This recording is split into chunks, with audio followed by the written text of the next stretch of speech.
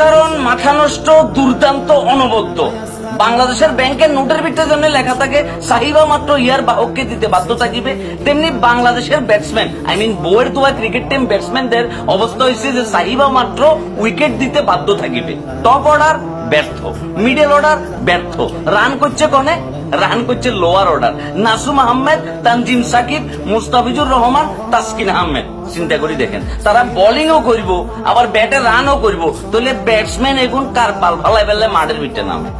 এটা জাতির কাছে এটা প্রশ্ন না যে তারা তাহলে ব্যাটিং করবে নামে কিনলাই, তারা তাহলে 8 লাখ 10 লাখ টাকা করে বেতন কিনলে লয়। ভাইয়া দুর্দান্ত খেলা খেলছো এই যে স্টেডিয়ামে এতগুলা দর্শকদের সামনে, এই যে বেজ্জতিটা হইলাম ওয়েস্ট ইন্ডিজের সাথে, যে ওয়েস্ট ইন্ডিজ কয়েকদিন আগে নেপালের কাছে সিরিজ হারিয়ে গেছে, সেই ওয়েস্ট ইন্ডিজের লোকে আমরা হারিয়ে গেছি 166 রান, আর আমরা 150 রানেরই টিম। চিন্তা করি দেখো আমাদের দৌড় কিন্তু এখনো 166 হয় না, যে 166 রানের ম্যাচ আমরা হাসি খেলে জিতে যাবো। আমাদের এক একটা ব্যাটসম্যান দায়িত্ব নিতে পারছে। সাইফ হাসান ফেল, লিটন কুমার দাস ফেল, ভাত Shamim fail, Nurul Hasan 360 degree fail, ব্যাকেই তো ফেল করছে, তাহলে পাস করছে কনে?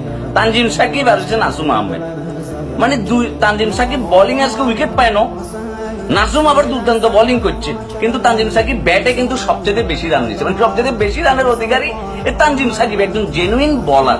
চিন্তা করে দেখেন আমাদের সবচেয়ে নাকি সেরা ফরম্যাট এখন টি-20 বর্তমানে, এই জায়গায় আমাদের কি দৈন্য দশা, কি ভয়াবহ অবস্থা। তাই যে সবচাইতে খুশি মনে মনে সম্ভবত জাকির আলী ভাইয়া, হ্যাঁ, এবং তার আপুও সম্ভবত খুশি যে ভাইয়া আমারও তো মাঠে নামাইলি না, এখন বাদশামিমরে নামাইলি।